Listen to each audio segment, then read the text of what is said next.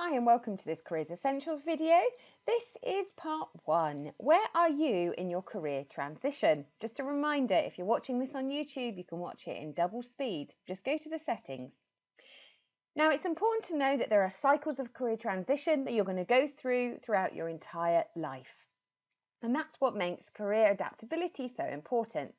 When you start any new opportunity, for example, when you started university, you start to orient yourself. You get to know what's going on. You think about where you've got to be, who you've got to meet, and essentially you start onto that new journey.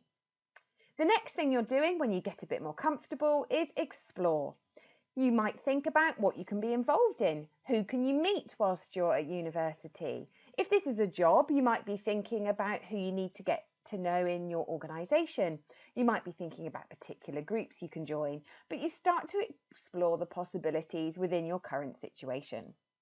Next, you want to think about establishing yourself in that role. Now, in the university context, this might be that you take on new responsibilities.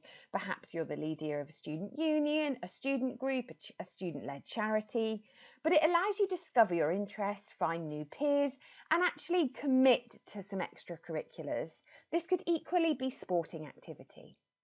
Next, you start to manage your role.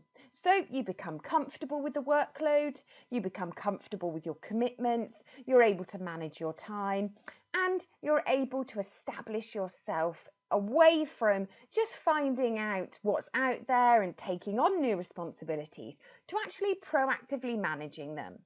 And then it comes to disengagement. Now, in the terms of study, this is you graduating or perhaps leaving university, and you know it's coming to an end because it has a shelf life. If we were thinking about your career stage, your disengagement could be that you come to the end of a contract. It could be that you decide that you are going to change roles yourself, which is voluntary disengagement. It could be that you're made redundant, or you need to leave your role through illness or any other reason, but you're leaving. And we do this multiple times throughout our life. A really important thing to think is you've already been through a number of transitions. Just think about when you left school and started university. So your whole life is going to go through these types of transition. School to university, perhaps undergraduate to postgraduate. You're going to move from graduation into the labour market. You might move from job to job. You might move from vocation to vocation, and eventually employment to retirement. So in that process, you're always getting orientated to a new situation. You're always exploring a new situation. You're always establishing yourself into a new role, managing it, and then essentially leaving it. That process, if you land into one job for 30 years, could take 30 years. So we're always moving through these cycles. No matter what we do, we're always going through that cycle of OEEMD, and this can happen multiple times.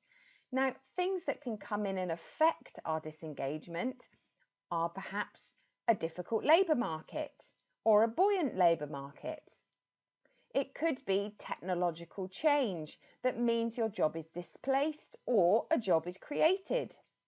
It could be that there are innovations in the world or the sector that you're working in that allow you to move into new roles because they exist where they didn't exist before. It could be that environmental change comes to help and affect the roles that you undertake. Globalization and the way that we work together between countries can create new opportunities.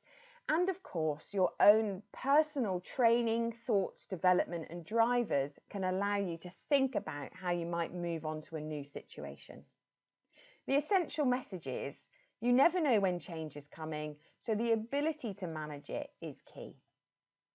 Now, dealing with transition is really the key to career adaptability. So moving through these stages is how you will build your career adaptability. And the key thing here is knowing that at some point disengagement from your current situation is always coming for all of us.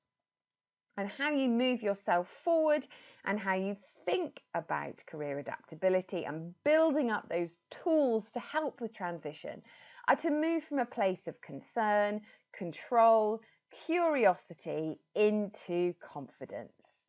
So the next thing we're going to do is look at that first step on building career adaptability for transition, and that is concern.